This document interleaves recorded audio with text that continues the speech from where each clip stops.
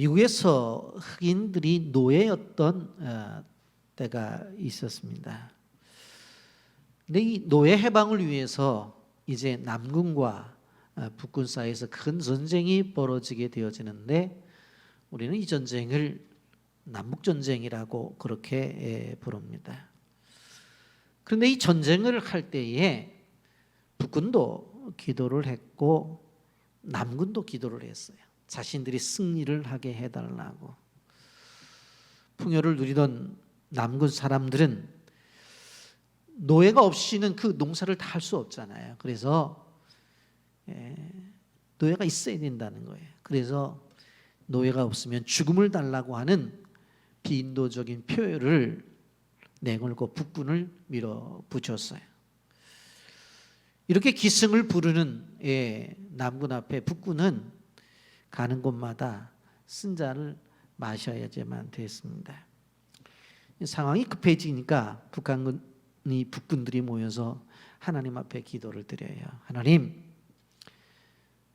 우리 편이 되어서 남군을 물리치고 승리를 좀 하게 해달라고 그렇게 기도를 드리는데 그 기도를 당시에 지도자였던 링컨이 들어요.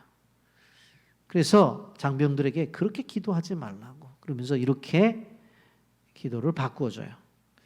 하나님이 북군 편에 서서 승리하게 해달라고 기도하지 말고 북군이 하나님 편에 서게 해달라고 기도를 하라.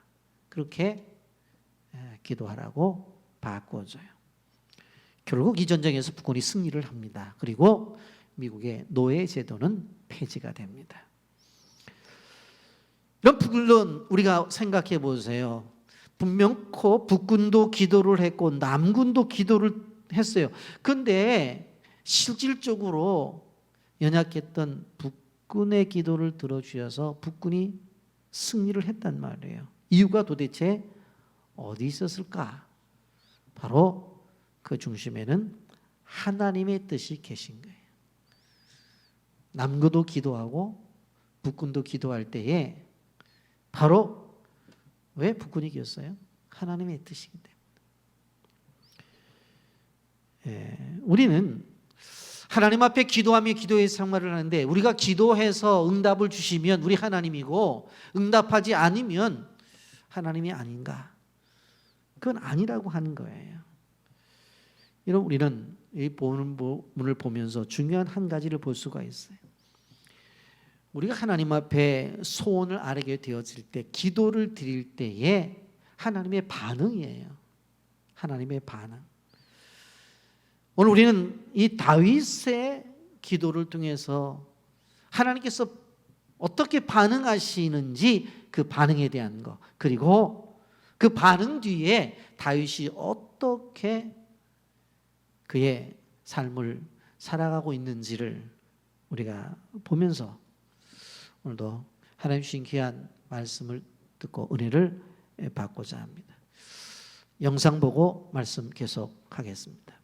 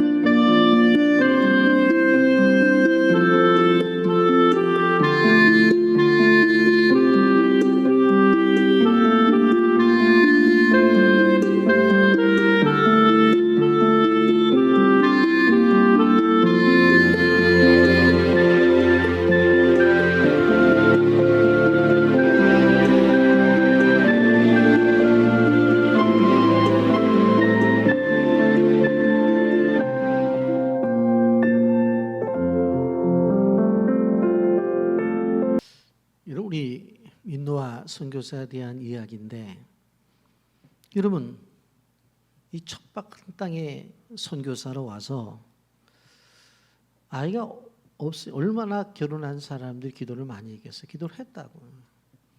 6년 만에 아이를 주셨어요. 부모된 입장 속에서는 뭐예요? 기도 제목이 건강하게 잘 자라나는 거겠죠. 그런데 첫 아이가 8개월 만에 죽어요. 그리고 서울에 있는 양화진에 아이가 묻히게 된다는 말입니다. 얼마나 마음이 아팠겠어요. 또 기도를 했겠죠. 그랬더니 3년 뒤에 하나님이 아이를 주셔요. 이 아이만큼은 먼저 아이를 8개월 만에 잃었으니까 좀 더 잘 키우기를 원했겠죠. 그런데 출생한 지 하루 만에 이 아이가 죽어요. 이 충격에 바로 그 아내 된 선교사님이 1년 뒤에 바로 하나님의 부르심을 받아요.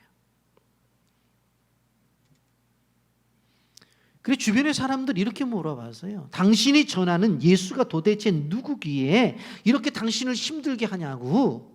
도대체. 그래서 그때 지은 찬송가 시가 오늘 우리 찬송가 96장이에요. 예수님이 누구신가? 우는 자의 위로. 이런 민노아 선교사가 큰 아이도 잃고 둘째 아이도 잃고 나중에 자기 사랑하는 아내도 잃고 얼마나 울었겠어요. 얼마나 울었겠어요. 통탄할 일이죠. 그렇게 울 때에 위로해 주시는 하나님을 경험한 거예요. 그래서 예수님은 누구신가? 우는 자의 위로가 된다는 고백이 나온 거예요. 아무것도 없잖아요. 그런데 어느 한순간에 두 아이도 있고 사랑하는 아내도 잃었는데 그 마음속에 다가오는 풍성함이 있는 거예요. 없는 자의 풍성함이 없어. 아무것도. 그런데 풍성한 거예요. 여러분 그 가사 하나를 보세요. 예? 여기에 보게 되면 죽을 자의 생명이며 이 땅에서는 죽었지만 하나님의 나라 가 있어. 나도 때가 되면 가서 내 사랑한 아이 몇 개월 살지 못하는 아이도 만날 것이고 내 하나도 만날 것이다. 생명을 경험하자. 이런 우리가 오늘 본문을 보면서 기억해야 될 것은 이 민노아 선교사도 엄청나게 기도를 했는데 우리식으로 표현하면 기도가 응답이 안 된 거예요. 그렇지 않아요? 그런데 그렇다고 이분이 선교 사역을 포기했어요? 그렇지 않아요. 보게 되어지면 학교도 세우고 크나큰 일을 한단 말이에요. 그 고난 속에서 하나님이 원하시는 일은 끊임없이 해나가고 있는 이 나라의 초대에 바로 선교사 한 분을 우리는 보게 되는 거예요. 그런데 오늘 성경 속에 들어가 보면 다윗이 그랬다고. 그래서 먼저 우리가 생각할 것은 다윗의 신앙을 보면서 고난 때의 신앙과 평안할 때의 신앙을 한번 볼 필요성이 있어요. 고난 때의 신앙이 어땠는가? 제가 그냥 여러분들 보기 편하게 한 장으로 이렇게 만들어서 화면에 보기 쉽게 올려드렸습니다. 여러분 다윗의 경우를 쭉 우리가 볼 때 그의 고난의 과정을 보게 되어지면 사무엘상을 통해서 너무 우리가 많은 것을 보게 되었어요. 사무엘상 16장에 어렸을 때에 사무엘 선지자가 와서 기름을 붓잖아요. 17장에 기름 부음 받은 그가 성령의 은혜 속에 아버지의 심부름으로 전쟁터에 갔다가 골리앗을 무너뜨리는 놀라운 일이 벌어져요. 근데 그 일로 인해서 사람들이 사울은 천천히고 다윗은 만만이라고 그러니까 18장에서 창을 던져서 다윗을 죽이려고 생각을 해요. 그 사무엘상 19장에 가보면 전쟁에서 승리를 하지만 사울왕이 죽이려고 하니까 두려워서 선지자의 고향인 라마 나요스로 가서 선지자와 생활을 해요. 왜? 선지자가 계시면 함부로 못할 것 같았어. 그래서 20장에 가보면 요나단의 도움을 받지만 사울이 실질적으로 라마 나요까지 쫓아오는 거예요. 그래서 21장에 제사장들이 있는 놋 땅으로 도망가게 되어지고 거기서 또 블레셋 땅으로 가게 돼요. 근데 가드왕의 부하들이 알아보니까 침을 질질 흘리면서 등짝을 그냥 문짝에 하면서 미친 척 하면서 22장에 어디로 도망가요? 유대 땅 아둘람 동굴로 도망간다. 도망갔더니 또 어렵다고 또 찾아온 사람들이 한 400명 정도가 되는 거예요. 그래도 위태하니까 외갓집 고향, 외할머니 고향으로 간다고 해서 모압 땅 미스바로 갑니다마는 갑자기 선지자가 나타나서 아니 유대 땅에 있어야 되지 왜 여기 있냐고 하면서 여기 있지 말라고 또 유대로 가래요. 그래가지고 유대 땅 헤레 숲을 속으로 갔더니 400명도 적은 숫자가 아닌데 한 200명이 더 붙어가지고는 한 600명이 되어지는 거예요. 그런데 다윗을 도와줬다는 그 이후로 도액이 나오는 사울의 신하가 밀고를 해가지고 결국은 아히멜렉과 함께하는 제사장 85명이 죽어요. 다윗 도와줬다고. 여러분 생각해 보세요. 예?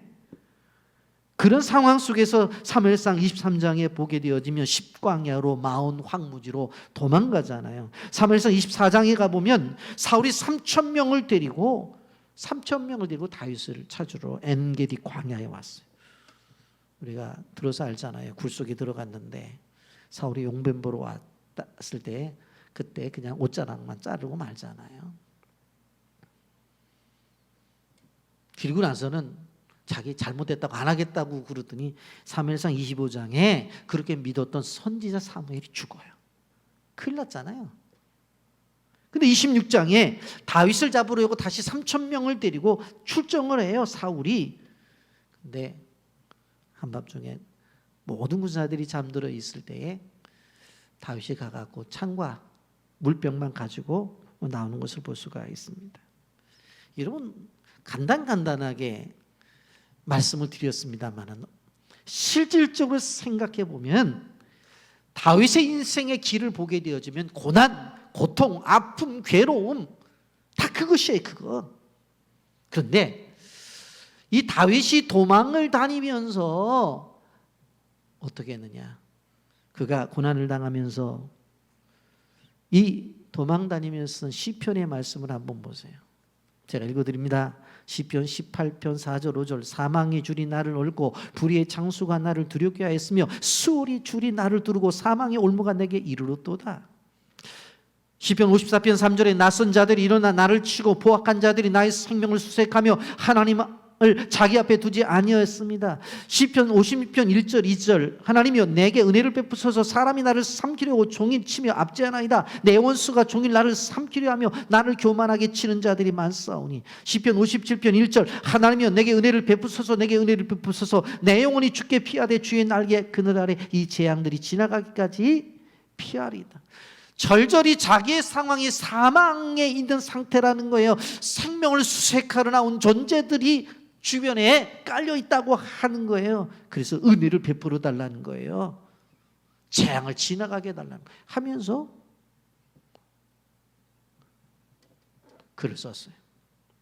여러분 절절히 아픔입니다. 절절히 고통입니다. 근데 중요한 것은 이러한 고통을 다윗은 믿음으로 이겼다고 하는 거예요. 우리가 잘 알고 있는 시편 23편 4절을 보세요. 내가 사망의 음침한 골짜기로 다닐지라도 해를 두려워하지 않을 것은 주께서 나와 함께 하심이라. 주의 지팡이와 막대기가 나를 안위하시나이다. 내가 다니는 것이 사망의 음침한 골짜기야. 그런데 하나님께서 나에게 지팡이가 되어져서 구덩이에 빠졌을 때는 끄집어내주고 외부의 침략이 왔을 때는 막대기로 외부의 세력을 지켜주셔서 내가 이렇게 온전할 수 있어서 그가 이러한 신앙 고백을 하고 있는 거예요. 자, 그런데 여러분 우리도 믿음의 생활을 하면서 최소한도 하나님의 자녀라고 하면 고난이 찾아올 때에 하나님 앞에 서서 이 문제를 해결해 달라고 기도는 해요. 기도는 한다.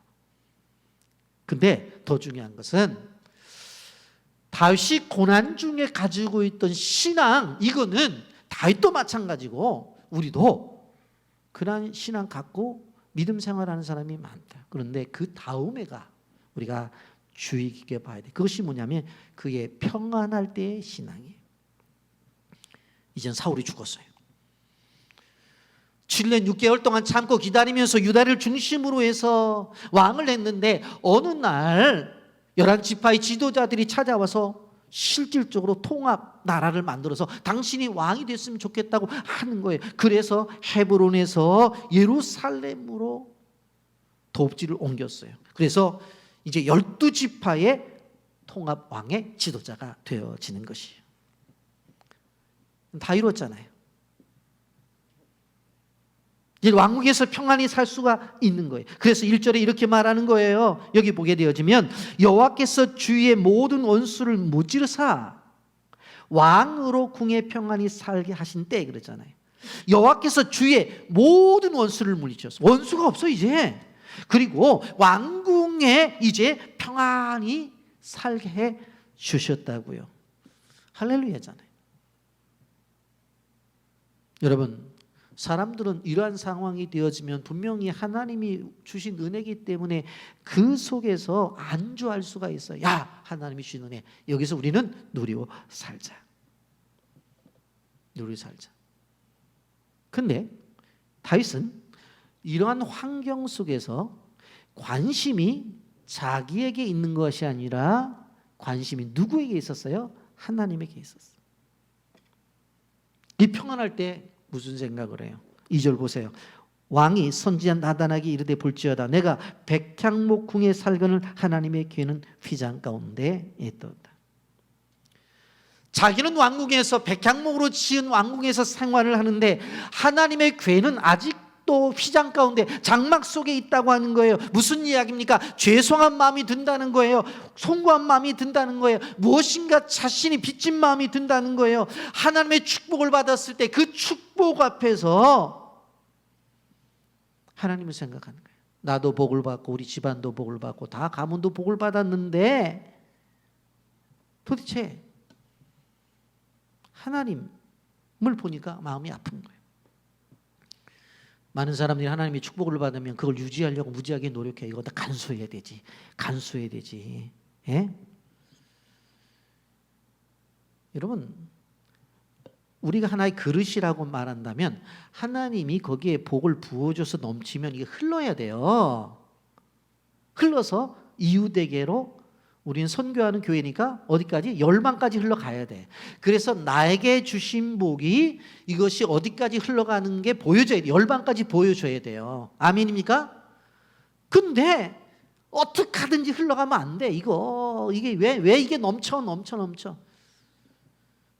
그러고 있다고.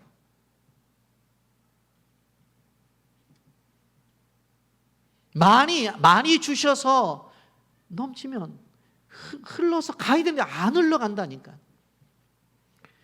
저는 말씀을 준비하면서 이것을 뭐라고 명했냐면 오히려 현대인들의 신앙이 축복으로 오염이 되어버렸어요.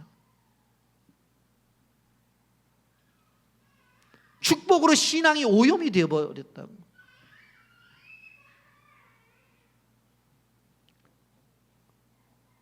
여러분, 우리가 지금 얼마나 잘 살아요. 한국은 짧은 기간에 잘 살게 되었잖아요. 얼마 전에 여기 조금 나이가 드신 분들은 보세요. 예? 새벽기도, 철야기도, 산기도.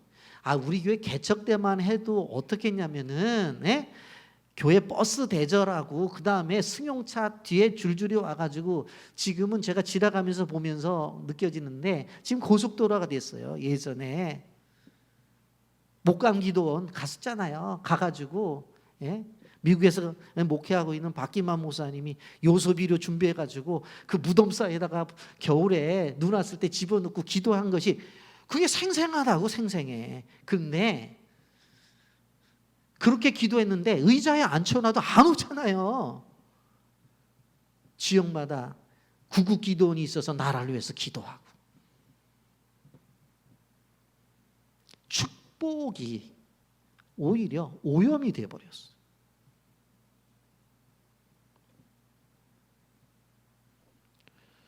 여러분 다시 보세요. 자기가 왕이 된 다음에 제일 먼저 한 게 뭐냐면 여부스 족속도 물러내고 뭘 했습니까? 하나님의 법궤를 다윗성 안으로 모시는 데까지는 했어요. 그런데 다윗성까지 왔는데 자기가 사는 다윗성에 모셨는데 가만히 보니까 자기는 왕궁에 사는데 언약궤는 지금도 천막 속에 있는 거예요. 저는 이 말씀을 준비하면서 많은 고민을 했어요. 이 설교를 해야 되나 말아야 되나, 건너뛰어야 되는가. 왜냐하면 우리가 교회가 지금 건축 중에 오래 저렇게 있잖아요. 이 충분히 성도들에게 부담을 줄 수 있다. 그래서 제가 아까 고민하다가 만약에 제 설교 스타일이 여기저기 했다고 그러면 오해를 받을 거예요. 건축하라고 저렇게 목사님 하나 또 찝어서 하는구나. 근데 아시잖아요. 저는 성경 흘러가는 대로 설교를 하기 때문에. 그래서 안 하면 오히려 오해가 되겠다. 제가 말씀을 드리는 거예요. 여러분 한번 생각해 보세요. 교회는 건축 중에 저렇게 이번에도 비가 와서 새벽 2시까지 물 푸고 막 그랬는데 여러분 가정에서 집 짓다가 중간에 집 짓고 있는 중에 들어가서 사시는 분 계세요? 내가 생각해 보세요. 없는 것 같아요. 어디 사세요? 건축 중인데 그 건축 중에 지금 그 속에서 나는 생활하고 있습니다. 없다고. 우리 집들은 안전해. 죄송합니다만은 우리 교인 가운데서 물든 집이 하나도 내가 들어본 적이 없어. 교회만 물 찼어요. 교회만 물이 찼다고. 그 얘기예요. 지금 자기가 사는 집은 백향목인데 그래서 지금 궁전인데 신하들도 있고 있는데 자기가 언약궤는 가지고 왔지만 휘장 가운데 있어. 장막 속에 있어. 그걸 가슴 아파하는 거예요. 그래서 하나님 앞에 소원을 드리는 거예요. 그게 두 번째요. 다윗의 소원. 그게 두 번째. 하나님, 제가 해야 될 게 있습니다. 그래서 소원을 드렸는데 하나님의 반응이 나타나요. 이것이 다윗의 소원과 하나님의 반응이에요. 소원이 뭐였어요? 언약궤 가져왔으니까 성전을 지어가지고 성전에다가 언약궤를 탁 넣어놓는 게 소원이었어요. 마음에 품었어요. 그래서 이 계획을 누구한테 얘기할까? 그래서 선지자한테 얘기하는 게 가장 가까우니까 당시 나단 선지자한테 얘기를 하는 거예요. 선지자님, 제가 언약궤도 모시고 왔는데 제가 이 왕궁에 있고 저렇게 언약궤는 천막에 있는데 제가 성전을 지어가지고 하나님 앞에 드리기를 원합니다. 그랬더니 나단이 좋대요. 3절 보세요. 나단이 왕께 아뢰되 여호와께서 왕과 함께 계시니 마음에 있는 모든 것을 행하소서 하니라. 그렇게 하시라고. 그렇게 해놓고 집에 와서 선지자가 잠을 자는데 하나님이 나단 선지자한테 야, 너 어떻게 내 허락도 없이 그렇게 다윗한테 얘기를 할 수 있냐 라고 말씀을 하시는 거예요. 정신이 바짝 났어요. 5절부터 7절까지입니다. 가서 내 종 다윗에게 말하기를 여호와께서 이같이 말씀하시되 내가 나를 위하여 내 살 집을 건축하겠느냐? 내가 이스라엘 자손을 애굽에서 인도하여 내는 날부터 오늘까지 집에 살지 아니하고 장막과 성막 안에 다녔나니 이스라엘 자손과 더불어 다니는 모든 곳에서 내가 내 백성 이스라엘을 먹이라고 명령한 이스라엘 어느 지파들 가운데 하나에게도 내가 말하기를 너희가 어찌하여 나를 위하여 백향목집을 건축하지 아니하였느냐고 말하였느냐. 자, 생각해 보자. 너 다윗에게 똑바로 얘기해.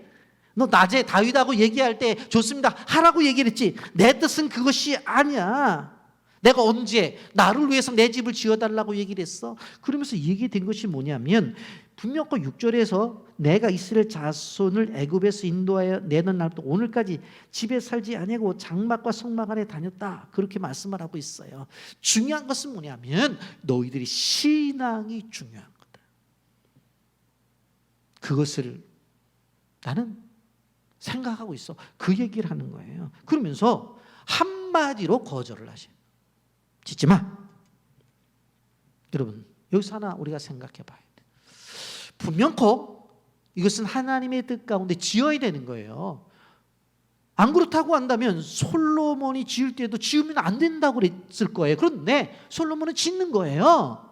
그렇잖아요. 그러니까 분명 하나님의 뜻이에요. 그런데 하나님이 이렇게 거룩한 소원을 가지고 있는 것들에 대해서 왜 거절을 하셨을까? 여러분, 역대상에 가보면 그 답이 나옵니다. 역대상 22장 7절 8절 말씀입니다. 다윗이 솔로몬에게 이르되 내 아들아 나는 내 하나님 여호와의 이름을 위하여 성전을 건축할 마음이 있었으나 여호와의 말씀이 내게 임하 이르시되 너는 피를 많이 심히 흘렸고 크게 전쟁하였느니라. 내가 내 앞에서 땅에 피를 많이 흘렸은즉 내 이름을 위하여 성전을 건축하지 못하리라. 내가 짓는 걸 허락하지 않겠다. 왜냐하면 전쟁을 많이 해서 피를 많이 흘렸기 때문에. 다윗이 가지고 있는 아름다운 소원이 하나님에 의해서 거절을 당해요. 한마디로 말하면 다윗이 헌신하겠다는 것을 하나님이 받지 않겠다고 하는 거예요. 여러분, 일반적으로 이러면 상처를 받아요. 여러분, 그 하나님부터 얘기하는 거예요. 아니 하나님 내가 드린다는데 왜 안 받으시냐고. 그리고 더 삐딱선을 탈 수 있죠. 아 싫은 맛이라고 내가 뭐 안 드린다고 그랬나? 드린다고 그랬는데 뭐 하나님 자기가 안 받는다고 그러죠. 아이 관두세요. 이제는 나한테 말씀하지 마세요. 뭐 드린다고 그래도 안 받아놓고 언제든 내놓으라고 그래. 아니 나는 이제 싫다고. 그렇게 충분히 할 수 있는 내용이에요. 그런데 다윗의 훌륭한 점이 여기 있어요. 다윗은 그렇게 하지 않아요.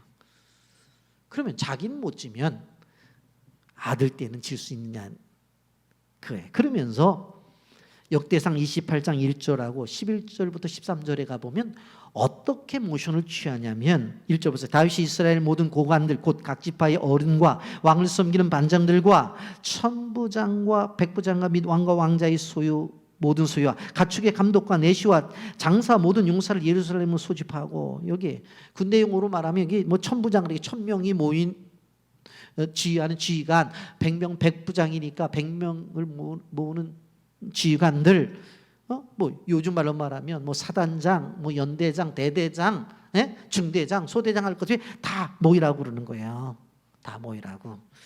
그리고 소유와 가축의 감독들, 양치는 감독들, 요즘 말로 말하자면 뭐 수송부, 부사관 뭐 하든지 뭐 이런 식으로 해서 뭐 다들 안에서 모이라고 한 거예요. 다 모이라고. 그리고는 뭐라고 얘기를 하냐면 11절부터 보세요. 다윗이 성전의 복도와 그 집들과 그 곡간과 다락과 골방과 속죄소의 설교도를 그 아들 솔로몬에게 주고, 또 그가 영감으로 받은 모든 것 곧 여호와의 성전의 뜰과 사면의 모든 방과 하나님의 성전 곡간과 성물 곡간의 설교도를 주고, 또 제사장과 레위 사람의 반열과 여호와의 제성전에서 섬기는 모든 일과 여호와의 성전을 섬기는 데 쓰는 모든 그릇의 양식을 설명하고 그랬어요. 그래서 이러한 말씀들이 18절까지 계속되어져요. 그런데 역대상 28장 19절에 보면 이러한 일을 진행하면서 다윗이 이르되 여호와의 손이 내게 임하여 이 모든 일의 설계를 그려 나에게 알려주셨느니라 그랬어요. 자, 하나님이 성전을 지을 때 이렇게 지으라고 누구에게 설계도를 주셨어요?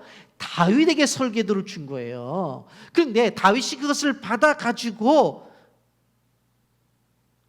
하나님이 너는 짓지 말래.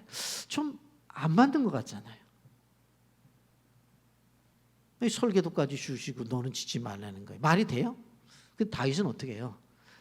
그것을 가지고 받은 설계도를 가지고 솔로몬에게 넘겨줘요. 분명히 그 말하잖아요. 다윗이 이르되 여호와의 손이 내게 임하여 이 모든 일의 설계를 그려 나에게 알려주셨느니라. 하나님의 손이 임재해서 이렇게 하라고 한 것을 다윗이 다 설계를 했다고요. 못된 아버지 같으면 관두세요 아버지, 하나님 아버지, 뭐 하실라면 하시고 마실라면 마세요. 뭐 우리 아들 솔로몬이 알아서 지가 하겠죠. 그러고 말 수도 있는데 아들 불러다 놓고 하나님이 이렇게 해서 이렇게 가르쳐줘요. 이게 다윗의 신앙적 인격이에요. 자기가 하면 되고 남이 하면 안 됩니까? 남들이 해서라도 되어질 것 같으면 최대한으로 도와서 함께 사역을 이뤄내는 것, 그게 하나님의 자녀들의 모습이 되어져요. 그것을 배울 수가 있는 거예요.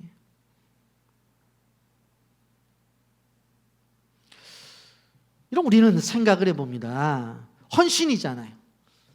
근데 하나님이 안 받으시는데, 여러분, 만약 우리가 하나님과의 관계 속에서 우리가 원하고 우리가 생각하는 대로 헌신이라 할지라도 다 이루어진다고 한다면 세상 속에서 누가 주인이 되는 거예요?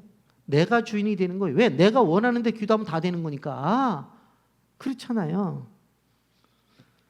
내가 원하는 대로 되는 세상은 내가 세상을 다스리는 것이 하나님이 다스리는 것이 아닙니다.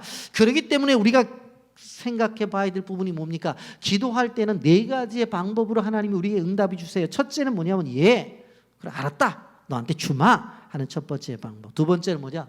아니요. 아니다 그거. 그것도 기도의 응답이에요. 세 번째 아니요예요. 아직은.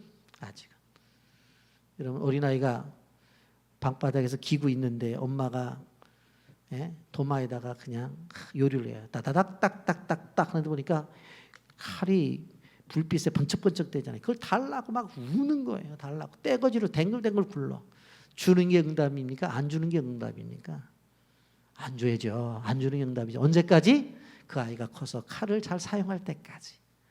아직은. 그리고 그 외에 다른 방법으로 응답을 주실 때가 있다. 다윗이 욕심을 따라 구한 게 아니에요. 하나님의 나라를 위해서 구한 거예요. 그럼에도 불구하고 하나님이 거절하셨다고. 근데 그 거절 앞에 다윗의 태도를 보자는 거예요. 싫음 마세요. 그리고 그런 것이 아니라 그 일을 이루어야 되겠다고 하는 분명한 것이 있으면 그 다음에 어떻게 해요? 준비하고 솔로몬이 지을 수 있도록 다 배를 하고 야 봐라. 설계도 이거 하나님이 나한테 하나님이 다 가르쳐 주신 거예요. 이대로 하면 돼. 이대로 하면 돼. 그래서 그 솔로몬에게 그것이 사역이 위임이 되는 거예요. 성경학자들이 연구를 해봤어요. 도대체 왜 이랬을까? 아니 막말로 말해서 많은 사람들 전쟁통에 가서 죽였으면 하나님 잘못했습니다 하고 회개하면 되는 거지. 그러면 되는 거지. 너 안 된다고 저렇게 그냥 말씀하셨을까? 학자들이 연구를 해보니까 다윗이 끊임없는 전쟁을 했잖아요. 그래서 만약 이 성전 건축까지 하다가 되면 성도들이 당시에 백성들이 너무 힘들어갖고 지칠 것 같아요. 왜? 다윗은 또 시작하면 끝장을 보잖아요. 그래서 아들 보고 하라고 이렇게 허락을 한 거예요.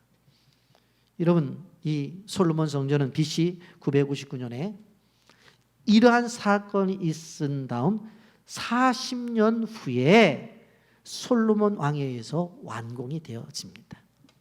그러니까 성전 짓는 거 하나님의 뜻이었어요. 짓는 게 하나님의 뜻이었어요.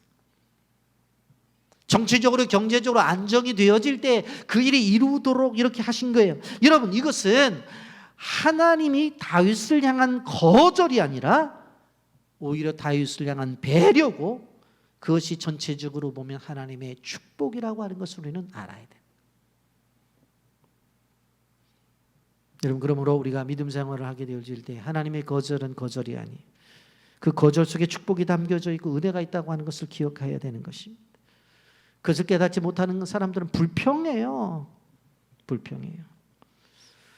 그래서 우리는 내가 기도한 것대로 되어지지 않더라도 그 속에서 하나님의 뜻을 분별하려고 끊임없이 기도해야 돼요.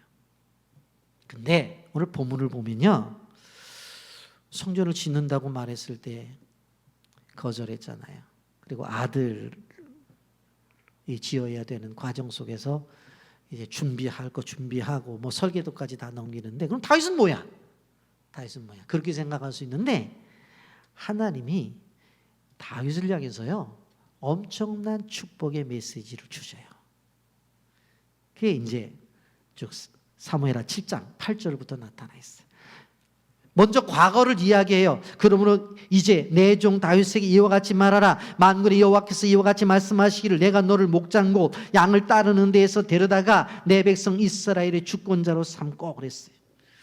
야, 생각해봐. 너 목동이었잖아. 그런데 데려다가 너 왕 삼았잖아. 그런 얘기를 해요. 요즘 젊은이들의 표현을 쓴다고 한다면 뭐예요? 하나님이 갑자기 꼰대 모습이 드러나. 그래서 요즘 젊은이들한테 옛날 얘기하면 아이고 엄마 세대 얘기인데 왜 자꾸 얘기를 해? 아빠 세대 얘기를 왜 자꾸 얘기를 하고 그래? 얘기하지 말라고. 다시 얘기해 볼까? 나도 이제 외웠어 그러는데 여러분 성경을 보면요, 하나님이 주신 은혜에 대해서 반복적으로 계속 얘기해요. 반복적으로. 목동 시절 초라했던 다윗을 불러다가 이스라엘의 왕으로 삼은 것에 대해서 이야기를 해요. 우리도 그렇잖아요. 그리스도를 모르던 존재들이었는데 선택하셔서 우리를 그리스도를 알고 그리스도 안에서 받는 축복을 받게 하셨잖아요. 여러분,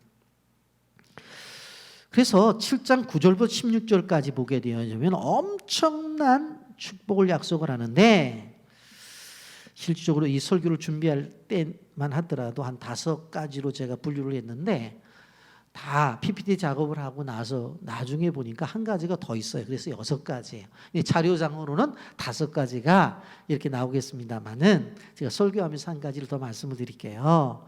여러분, 하나님 앞에 이렇게 헌신하겠다고 작정을 한 그에게 하나님이 앞으로 주실 약속에 대해서 말씀하세요. 약속받은 인생이 되어지는 거예요. 약속이 임한 인생이 되어지는 거예요. 그 약속이 무엇이냐? 첫째, 여기 보세요. 사무엘의 7장 9절. 내가 가는 곳에서 내가 너와 함께 있어 내 모든 원수를 네 앞에서 멸하였은즉 땅에서 위대한 자들의 이름같이 내 이름을 위대하게 만들어 주리라. 여기 보면 7장 9절에 너와 함께 있어, 임마누엘의 축복을 허락하신다. 여러분 생각해 보세요. 성전을 짓는다고 말할 때 거절을 하고 필요 없다고 얘기했으면 단절이잖아요. 그런데 이게 단절이 아니래요. 앞으로 가는 인생은 내가 너와 함께 하겠다고 그렇게 말씀하는 거예요. 그리고 내 이름을 위대하게 만들어 주겠다. 다윗의 이름을 위대하게 만들어 준다. 이스라엘의 지도를 보면 다윗의 별이 딱 나타나죠. 그렇잖아요. 내 이름을 위대하게 해주겠다. 그 다음에 태평생대를 이루어주겠다고 그랬어요. 10절과 11절 상반절에 보게 되어지면 내가 내 백성 이스라엘 위하여 한 곳을 정하여 그곳을 심고 그를 거주하게 하고 다시 옮기지 못하게 하며 악한 종류와 정과 같이 그들이 해치지 못하게 하여 전에 내가 사사에게 명하여 내 백성 이스라엘을 다스리던 때와 같게 하지 아니하고 너를 모든 원수에서 벗어나 편히 쉬게 하리라 그랬어요. 태평성대, 이사 다닐 필요가 없어. 한 곳에 딱 편안하게 생활하게 해 주시겠다. 그 다음에 저는 11절 하반절을 너무나 이 말씀 보면서 웃었어요. 아, 너무 재밌다. 그런 생각을 했어요. 보세요. 무슨 얘기를 하냐면 다윗이 성전을 지어준다고 했잖아요. 그런데 하나님이 거절을 했는데 오히려 하나님께서 다윗의 집을 지어준대요. 여기 보세요. 11절 하반절 보면 여호와가 또 내게 이르노니 여호와가 너를 위하여 집을 짓고 그랬어요. 하나님 재미있으시지 않으세요? 하나님 집 지어준다니까 싫다 그래 놓고는 반대로 내가 너희 집은 지어줄게. 여러분, 우리가 생각해 볼 때에 다윗이 하나님의 집을 지어서 헌신했어요. 그래서 하나님이 고맙다, 내가 너희 집도 지어줄게 하는 건 이해가 돼. 그렇잖아요. 하나님 앞에 헌신했으니까 하나님 우리에게 복 주신 게 이해가 되는데 하나님이 안 받으신다고 해놓고 우리에게는 해주신대. 아, 하나님 멋쟁이에요. 그리고 12절에 보세요. 사무엘의 7장 12절에 내 수완이 차서 내 조상들과 함께 누울 때에 내가 내 몸에서 날 내 씨를 내 뒤에 세워 그의 나라를 견고하게 하리라. 자손의 축복을 약속하는 거예요. 자손의 축복. 내 몸에서 날 씨를 내 뒤에 세워 그의 나라를 견고하게 하리라. 여러분, 자손이 복을 받잖아요. 아브라함과 다윗의 자손, 예수 그리스도의 세계. 다윗의 자손에서 예수 그리스도가 나옵니다. 우리가 생각해 보면 철저한 헌신을 한 레위 지파 속에서 나와야 될 것 같은데 그게 아니라 유대 지파에서 나온 거예요. 아브라함과 다윗의 자손 예수 그리스도의 세계. 13절과 16절 보세요. 연이어서 가문의 축복을 받습니까? 13절 그는 내 이름을 위하여 집을 건축할 것이요 나는 그의 나라 왕위를 영원히 경고하리라.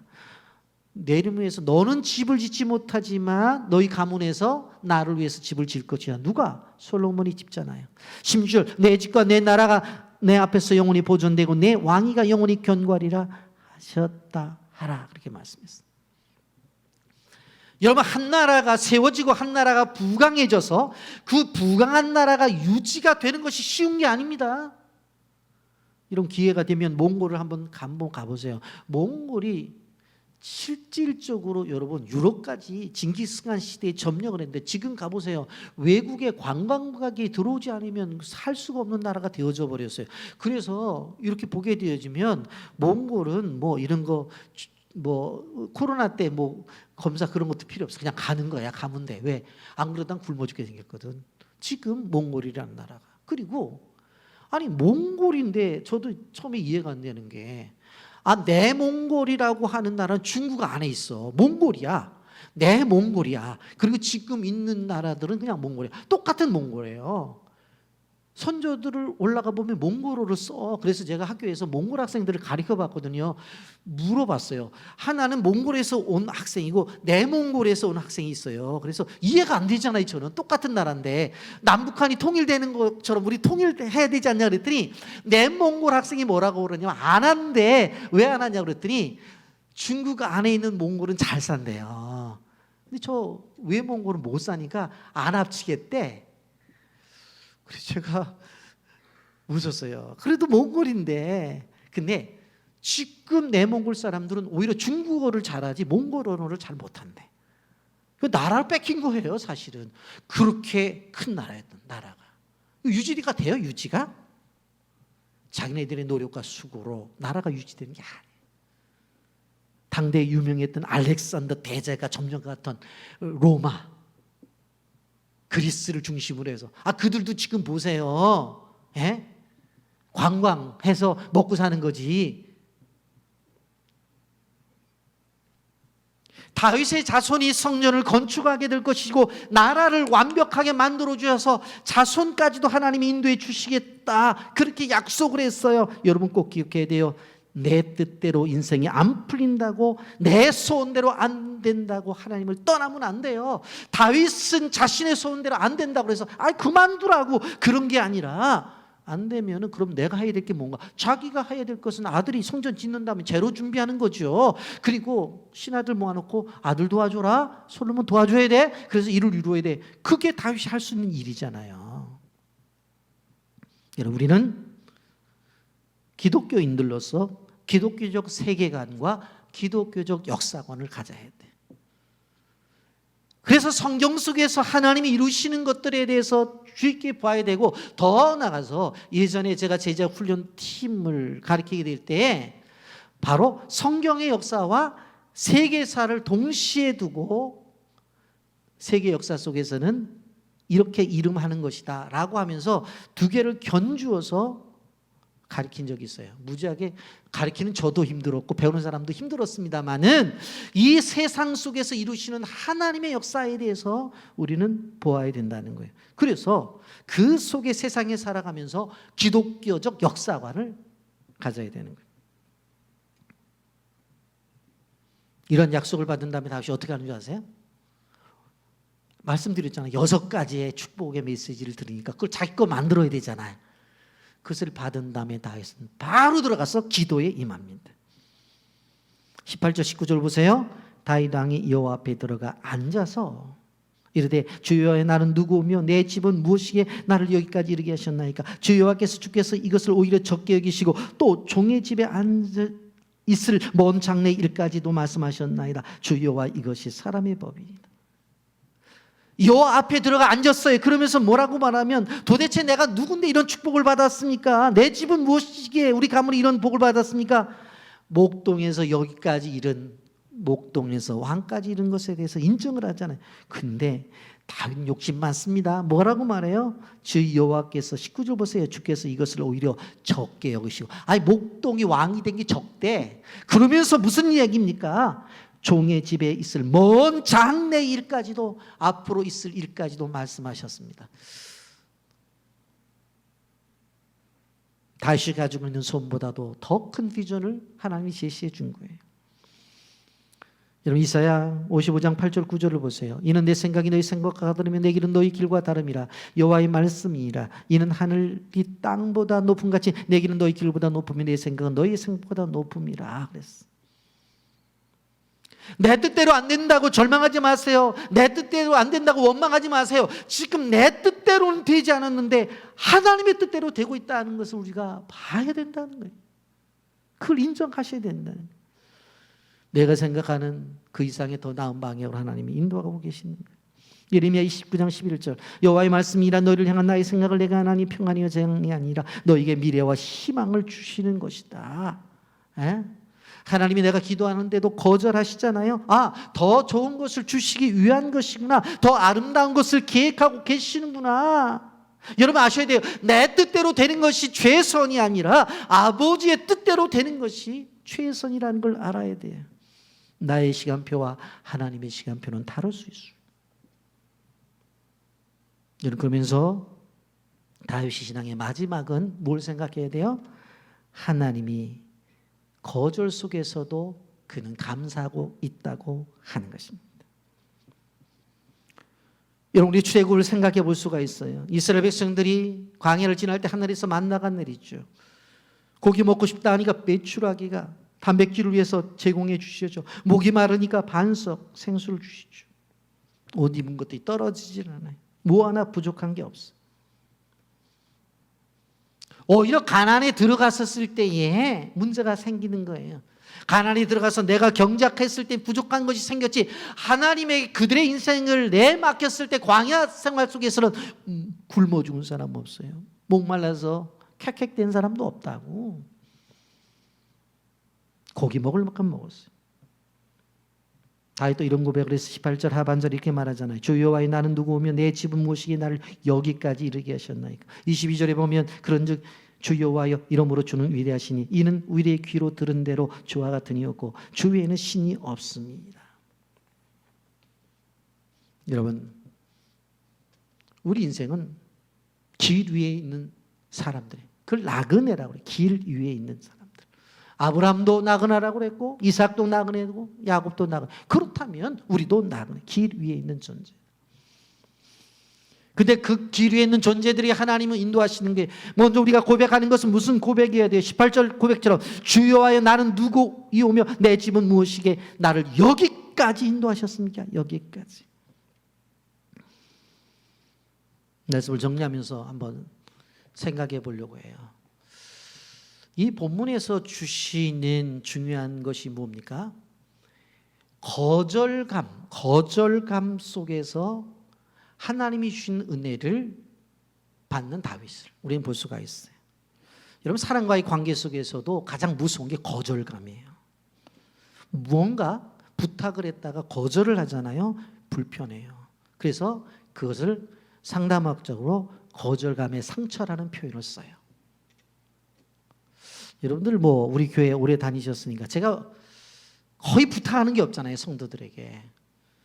근데 건축을 하면서 제가 너무 힘들 때 한번 제가 부탁을 했는데 거절을 하시더라고요. 그리고 이런 전화 같으면 안 받았으면 좋겠다고 그러더라고요.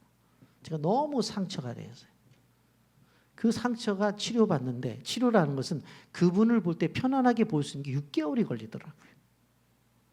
이거 하나님 앞에 얘기해야 되지 사람과의 관계 속에 얘기하다가는 상처를 받겠구나.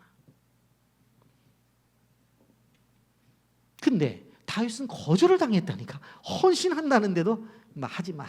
네 거 안 받아. 쉬우면 이 얘기예요. 그런데도 다윗은 상처를 안 받았어요. 그래요? 그러면 내가 해야 될 걸 생각해 보겠습니다. 투시도 갖다가 아들한테 주고 재료 만들어 주고 종들 불러다가 도와주라 그랬잖아요.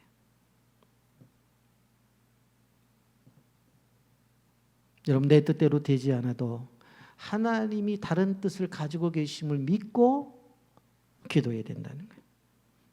그러니까 거절의 시간이라고 하는 것은 다시 하나님의 뜻을 찾는 시간이에요. 거절의 시간은 하나님 앞에 더 기도하는 시간이에요.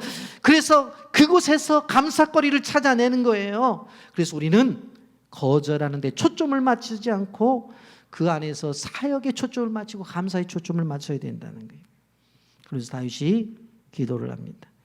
26절부터 29절에 보면 사람이 영원히 주의 이름을 크게 높여 이르기를 만군의 여호와는 이스라엘의 하나님이라 하게 하옵시며 주의 종 다윗의 집이 주 앞에서 견고하게 하옵소서. 만군의 여호와 이스라엘 하나님이여 주의 종의 귀를 여시고 이르기를 내가 너를 위하여 집을 세우려 하셨으므로 주의 종이 이 기도로 주께 간구할 마음이 생겼나이다. 주 여호와여 오직 주는 하나님이시며 주의 말씀이 참되니이다. 주께서 이 좋은 것을 주의 종에게 말씀하셨사오니 이제 청하건대 종의 집에 복을 주사 주 앞에 영원히 있게 하옵소서. 주 여호와께서 말씀하셨사오니 주의 종의 집에 영원히 복을 받게 하옵소서. 자기의 집 복 받게 해달라고 계속 기도해요. 복 받게 해달라고 기도하는 거 잘못된 것 아니에요. 소원이 거절당해도 다윗의 신앙은 흔들리지 않아요. 내 뜻이 이루어져도 신앙이 흔들리지 않는다고 하는 거예요. 그 거절 속에서 감사하고 거절 속에서 새로운 하나님의 뜻을 찾아 나가는 거예요. 여러분 신앙생활하면서 거절당한 경험 있어요? 감사하세요. 지금 신앙생활하면서 하나님이 응답을 주시지 않는 것 같아요. 거절이잖아요. 그 속에서 하나님의 뜻을 찾으시라. 내 뜻대로 되지 않아도 하나님의 뜻대로 돼요. 그러면 됐잖아요. 내 뜻대로 되어지지 않아도 하나님은 살아계셔요. 그런데 더 중요한 것은 더 나은 길로 인도하신다는 사실을 우리는 기억해야 돼요. 거절을 당해도 감사 기도를 하고 있는 다윗의 모습이 아름답다는 거예요. 이제 말씀을 정리합니다. 여러분 무응답 속에서도 거절함 속에서도 하나님이 살아계시고 있다는 사실을 기억하시기를 바랍니다. 다윗이 가지고 있는 성전의 건축의 계획이 있어서 그랬듯이 우리들의 소원에도 그렇게 반응할 수 있다고 하는 거예요. 그때 우리가 꼭 기억해야 될 것은 하나님의 계획은 나의 계획보다도 더 깊고 하나님의 계획은 나의 계획보다도 더 넓고 하나님의 계획은 나의 계획보다도 더 높다고 하는 사실을 알아야 돼요.